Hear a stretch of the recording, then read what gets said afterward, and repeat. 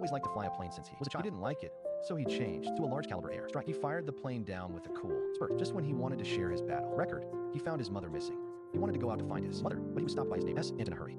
He was pushed out by his neighbor to figure out what was going on. He also told her not to look back. He was shot down in the next second. When he turned around to look, he found his house on fire. He was the only one in the village who escaped. It turned out that the German army attacked their village. Without his mother's protection, Hegel was so scared that he could only run towards the forest. He called out to his mother as he ran. Mom, Mom. Sister, Sister, Mom. Mom, Mom. Hegel knew that his mother had left forever. He began to wander alone in the forest. When he was thirsty, he used rain to flush. When he was hungry, he picked wild apples to flush. He didn't care if there was poison. Suddenly, a bomb fell behind him. The huge sound made him dizzy. He was so scared that he walked into the jungle again. If he met a poisonous beast, he picked up a branch as a weapon. I'm not afraid of you. Hegel, who had no home to return to, could only continue to wander in the jungle. His shoes were all worn out. Clever Hegel replaced them with bark. I don't know how long it took. Hegel finally couldn't hold on. He said to the guard next to him, asked someone to come and save him, just when Hegel couldn't hold on. Soviet scouts found him in time. Then he took Hegel to the military camp. When he saw a 6-year-old child injured, the commander was heartbroken. He held him in his arms as his own child. When he asked Hegel's family, his face was filled with tears. He began to cry before he could say a few words. The soldiers were in a hurry to comfort him.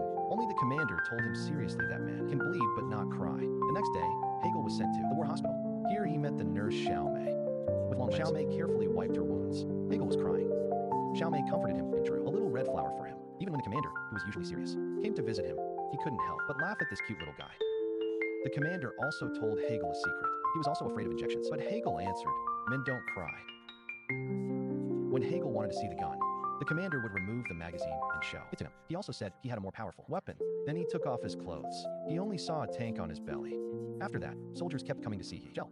The arrival of Hegel also added a few joys to the camp, but a child can't stay in the camp forever. The nurse pleaded with the commander to let Hegel stay.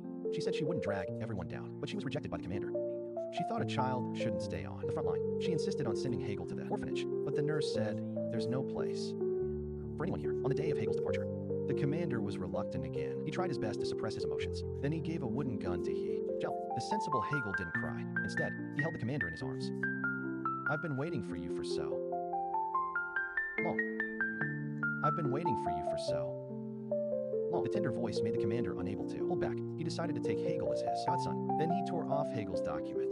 When he learned that Hegel could stay in the camp, the soldiers were very happy. They even made a set of uniforms for him at night. That's how the smallest soldier in World War II was born. Helga, who wore the military uniform, looked very happy. He was like a happy little bird. He wandered back and forth in the camp. If there was no accident, there would be an accident. If you want to be an excellent soldier, you have to go through all kinds of rigorous training. Helga is no exception. First of all, you have to wear the military uniform, but obviously, Helga hasn't reached his goal yet. The first day Helga put on the military uniform, he was attacked by the German army. Helga stood still and didn't know what to do. Fortunately, the commander arrived in time and threw him into the tent. Helga looked out, and then a bomb fell. Looking at the medical staff rescuing the injured, Helga finally realized the cruelty of the war. He went up to ask the medical staff for help, but the medical staff didn't have time to help him. He was thinking about what he could do for a child. So he came to the tent again and gave water to each injured soldier for him. It was an old soldier who was injured because of his eyes. He asked Helga to help read the letter, but Helga didn't know how to read. In order not to make the old soldier sad, Helga began to make it up. "They write to you that they love you very much. They are waiting for your cow to be healthy, and they give a lot of milk." "Wait a minute, my friend. Cow? What cow?" "Well, your cow." Although the soldiers knew it was fake, they still let him continue to read, because this is the only thing make them happy. Then Helga sang a song for everyone. It's not clearly depicted. Hearing this tender voice made the soldiers in their hometowns cry. After the shooting, Helga pulled his father to thank the one who made the military uniform for him. But the commander took Helga to a ruins. He saw the blown up Helga knew he had sacrificed. The commander told him to have a grateful heart. Remember those who helped you. When he saw the commander taking off his military hat, Helga also learned. The next day, Helga took the initiative to come to his father's command post and asked his father to assign him tasks. At that time, a batch of letters just arrived, so his father gave him this task. Helga took the letter and wandered in the tent. He sent letters to the soldiers. When everyone saw Helga, they all surrounded him. If he was late, Helga would punish him for dancing.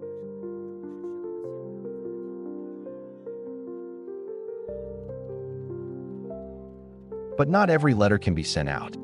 The old soldier told him that the soldiers who received the letter had sacrificed. Helga remembered his father's words. So he took off his military hat seriously and paid tribute to the soldiers who had sacrificed. Sometimes Helga would dress up as a scout and go to the ruins. He looked around with binoculars. Unexpectedly, he found a stinky duck. When he wanted to see clearly again, the stinky duck shrunk back. When he found out the situation, he ran to the camp. At this time, they were eating. At first, they didn't believe Helga's words, but when they saw his serious expression, the soldiers finally brought a small team here. In order to lure the snake out of the cave, they set fire to the grass team. As expected, 2 Germans came out of it. A few people worked together and quickly subdued them. At the same time, Helga also found a radio. The captain was shocked when he saw it, because this is what the Germans provide for bombing. If it wasn't for Helga's timely discovery, the consequences would be inimaginable. After his father learned it, he praised him. In person, Helga was not proud. He also said that this was what a soldier should do.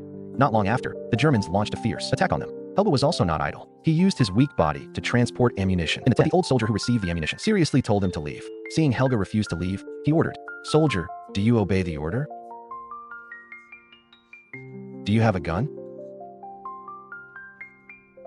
"Yes, I obey the order." After returning to the command post, Helga heard the phone line was blown up by the enemy again. Seeing his father's anxious, Helga made a bold decision. Helga followed the phone line to the communication source. At this time, he was already out of breath. He used his last breath to teach Helga how to pick up the phone line. Helga followed his method and put the 2 broken lines together. Sure enough, the communications were restored. The situation turned upside down, but he not only made contributions on the battlefield, but also helped his father find a new mother. He lied to Nurse Xiaomei that his father was injured. Then his father arranged a meal for him, inexplicably. And Helga hid outside and peeped. When he saw that his plan was exposed, he ran away. When they came to the forest, the commander finally got up his courage. He said that Helga liked you very much. He wanted you to be his mother. Would you like that? So the 2 of them got together. At night, Helga looked at the stars. In the sky, the soldier told him that these stars were the sacrifices of the soldiers.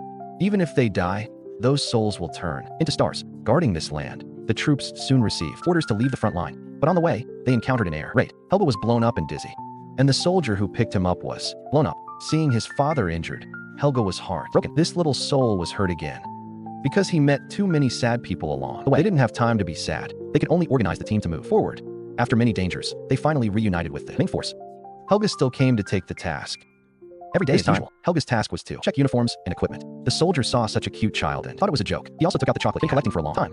Helga wanted to eat it very much, but he still held back. Seeing Helga's serious face, the old soldier quickly lined up in a line. "Roger, who has a pair of rubber boots? Step forward."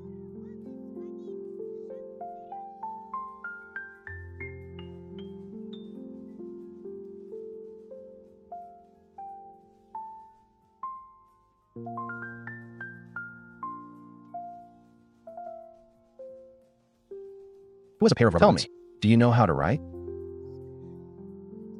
"I don't know." "Then write down the last name. Who has a pair of rubber boots?" "I don't know."